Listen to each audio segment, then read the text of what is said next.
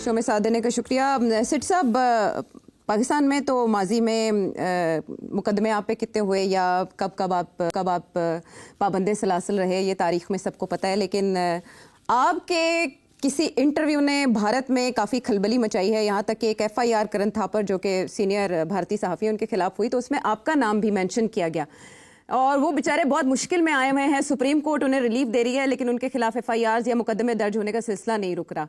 ये क्या जाहिर करता है ट्रेंड? यार आई एम शॉक्ड। पहली दफा मुझे FIR इंडिया में लॉन्च हो गई है मेरे खिलाफ। यार ये कमाल की बात है।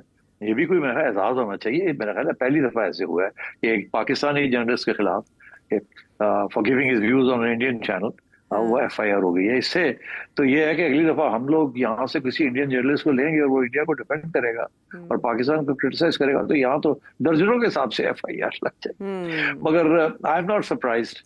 उसकी वजह ये है कि करण थापर ने मुझे बड़े सख्त सवाल पूछे थे जी, और मैंने सीधे सीधे जवाब दिए थे। तो वो जवाब उनके पास उसके जवाब नहीं थे, तो इसीलिए वो पाकिस्तान में बड़ी कामयाब रही वो interview from my point of view and from. तो अब वहां तकलीफ बहुत हुई बिकॉज जाहिर है वो सारी दुनिया गई, दुनिया ने सुनी मेरी बातें और हम पाकिस्तान का बयानिया जो था वो बुलंद हुआ और इंडिया का जो बयानिया था वो गिरा। तो क्योंकि मैंने खरी बातें की थी।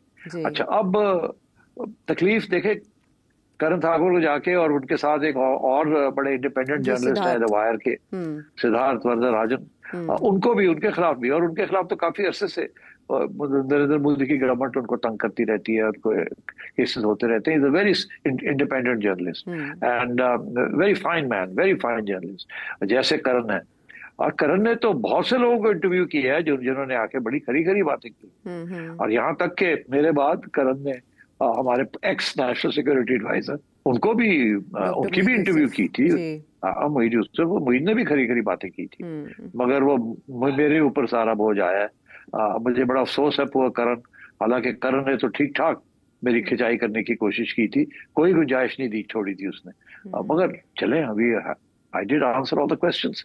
अच्छा, अब ये बड़ी इंटरेस्टिंग बात है बिकॉज ये अगर सिलसिला शुरू हो गया कि एक मुल्क के जर्नलिस्ट दूसरे मुल्क के अंदर उनके ऊपर FIR कटनी शुरू हो जाएगी, तो ये फिर कहाँ जाएगी ये बात? ये मैं समझता हूँ ये बैकफायर करेगी। नरेंद्र मोदी की government already under attack on human rights and press censorship, और मेरा ख्याल है this will create a lot of other issues. International community हम जैसे लोगों को कुछ पहचानती है। I have had 3 international awards for press freedom, तो मेरा ख्याल है this is going to backfire on Karan. Is a very respected international journalist and so is Siddharth. Yes, मगर ये this is typical of this fascist Indian government. ये BJP की government है fascist. अब जब हम कहते हैं फैशिस्ट है तो तकलीफ तो होगी, जाहिर है, मगर ये साइन होता है जब आप कमजोर होते हैं ना, या डरते हैं या खौफजदा होते हैं किसी चीज से, तो आप इस किस्म की नी जर्क रिएक्शन जल्दी से कुछ करो और ताकि आइंदा कोई गलती ना कर सके। हाँ, तो इसलिए ये धमकी है एक किस्म की ऑन अदर्स। अब ये होगा क्या, इसके बाद 2 चीजें होंगी। एक तो इंडियन मीडिया वाले जो पाकिस्तानी जर्नलिस्ट के साथ कभी कभी कोई इंटरव्यू कर लेते हैं, वो शायद कतराएंगे, कहेंगे नहीं करना है, वो पता नहीं क्या कह देंगे, फिर हम भी विल गेट इनटू ट्रबल। क्योंकि इंडियन जर्नलिस्ट बिल्कुल लेटा हुआ है इस वक्त, बिल्कुल प्रो मोदी। 2, 3, 4, 10 लोग होंगे सारे हिंदुस्तान में जो कि खरी बातें करते हैं, ये इंडिपेंडेंट स्टांस लेते हैं, बाकी सारे तो लेटे हुए हैं वहाँ अनफॉर्चुनेटली। तो इसलिए आई थिंक मैं तो समझता हूँ this is a matter of honour for me कि चले जी, एक फाशिस्ट गवर्नमेंट जो है वो मुझे भी पहचान रही है कि I am opposing fascism, but बड़े अफसोस की बात है कि वो करण वगैरह को धर लिया उन्होंने या कोशिश कर रहे हैं। मेरा ख्याल है सुप्रीम कोर्ट जो है उन्होंने अप्लाई किया है। आई थिंक वहां से रिलीफ सुप्रीम कोर्ट ने जी मिला है ऑलरेडी, और ये केस कहीं आगे नहीं जाएगा, मगर धमकी है ना, that's the point of it. The wire की जानिब से जो चैलेंज किया गया है वो 152 को ही चैलेंज किया गया है, जिससे इंडियन सुप्रीम कोर्ट ने 2022 में मुअत्तल कर दिया था। और इंडियन प्रेस क्लब की तरफ से भी और जो विमेन प्रेस क्लब है उनकी तरफ से भी प्रोटेस्ट किया है कि आप मीडिया को दबाने की कोशिश करें। तो कुछ आवाजें अभी भी वहां मौजूद हैं। सच अगर हजम नहीं हो रहा तो फिर जाहिर है उसका जवाब ऐसे आएगा कि कुछ भोंडे मुकदमात का इंदराज कर लिया जाएगा जिनकी बुनियाद नहीं होगी। अच्छा सेठी साहब, एक और बड़ा मामला गाजा का। कहत साली बाकायदा तौर पर बयान की गई है और कहा गया है कि जो कहत है ये मैन मेड है, इंसान का क्रिएटेड है और इसे ख़त्म किया जा सकता है फौरी इक़दाम लेकर, क्योंकि पहला फेज़ नेतन्याहू बेंयामिन नेतन्याहू की जानिब से शुरू किया जा चुका है गजा में ऑपरेशन का। लेकिन ऐसे में जो जेरूसलम पोस्ट है, द टाइम्स ऑफ इसराइल है, जो इसराइल के नामवर अखबारात हैं, वो ये बता रहे हैं कि IDF की जानिब से ये बयान आया है कि हुकूमत की बका, इन शॉर्ट नेतन्याहू की बका, गजा पर हमले में मुनहसर है। इसके अलावा इसराइल के एक साबिक वज़ीर ख़ज़ाना है, उन्होंने ये इल्ज़ाम लगाया है कि हमास को असल में बेंयामिन नेतन्याहू ने नर्चर किया ओवर द ईयर्स। और बाइडेन इंतजामिया के एक ऑफिशियल ये कह रहे हैं कि जब जो हॉस्टेजेस थे उनकी रिहाई की बात होती थी तो इस एडमिनिस्ट्रेशन की जानिब से, नेतन्याहू की जानिब से बार बार उसको सबोटाज किया गया। ये आगे पीछे यके बाद दीगरे 3 खबरें ऐसी आई हैं जो बता रही हैं कि इन हाउस यानी घर के अंदर से बेंयामिन नेतन्याहू के खिलाफ बात शुरू हो गई है। इसका इशारा आप अपने एनालिसिस में पहले भी दे चुके हैं। सो किधर जा रही है बात अब इसके बाद? बिल्कुल जी, मैं इसके बारे में कह चुका हूं कि रेजिस्टेंस इंटरनेशनल तो आ रही है, मगर इंक्रीजिंगली आगे डोमेस्टिक से भी आएगी। और इसका इशारा पहले मैंने किया था कि 17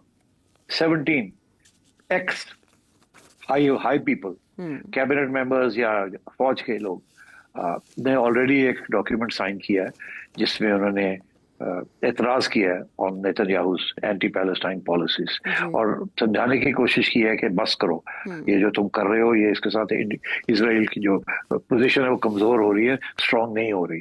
तो वो तो रेजिस्टेंस है वहाँ, और जो ऑपोजिशन है वो तो खैर वैसे कर ही रही है, और इंटरनेशनल कम्युनिटी भी कर रही है। अब वो देख रहे हैं सितंबर के अंदर जब जनरल असेंबली सेशन होगा तो कंट्रीज लाइक फ्रांस, कनाडा, इन लोगों ने तो ऑलरेडी कह दिया है कि जी हम we are going to end up recognising Palestine अगर आप बंद नहीं करेंगे। और वो बंद क्या कर रहा है, वो तो और बढ़ रहा है, वो सीज फायर की तरफ से जा ही नहीं रहा। वो तो अब अपनी फौज, रिजर्विस्ट, उसने 60,000 रिजर्विस्ट कॉल कर लिए और वो तो पूरा गाजा को टेक ओवर करने लगा है। और वहां 1 मिलियन के करीब 8 लाख से 10 लाख पैलेस्टीनियंस को पुश करके आउट ऑफ गाजा उनको ऊपर भेजना चाह रहा है। तो मतलब है कि वो तो इट्स टेरेबल। अभी लोग बातें कर रहे हैं, वो कह रहे हैं कि 37 से 40% जो कैजुअलिटीज हुई हैं वो बच्चे मारे गए हैं। It's unbelievable. ये तो जेनोसाइड है ना, तो इससे कम तो ये बात नहीं है। और ये भी मैं आपको बता दूं, ये जो लफ्ज है ना जेनोसाइड, ये पहले इस्तेमाल किया जाता था for tribal eliminations campaigns in Africa and elsewhere. और यहूदियों ने अपने बारे में ये कहा था कि हिटलर ने जेनोसाइड कमिट की थी। अब सारी दुनिया जो है ना वो कह रही है इसराइल जेनोसाइड कर रहा है। तो ये एक बड़ी नई डेवलपमेंट है। अब बच्चे को इस लफ्ज की समझ आ गई जेनोसाइड का मतलब क्या है। And so therefore I think ये इसराइल के गले पड़ रही है ये बात। और अब ये जो इसराइल नया इक़दाम करने लगा है, नए कदम उठाने लगा है, ये इसके ऊपर काफी बैकफायरिंग भी होगी। और मैं समझता हूँ इंटरनल रेजिस्टेंस भी नेतन्याहू के खिलाफ पड़ जाएगी।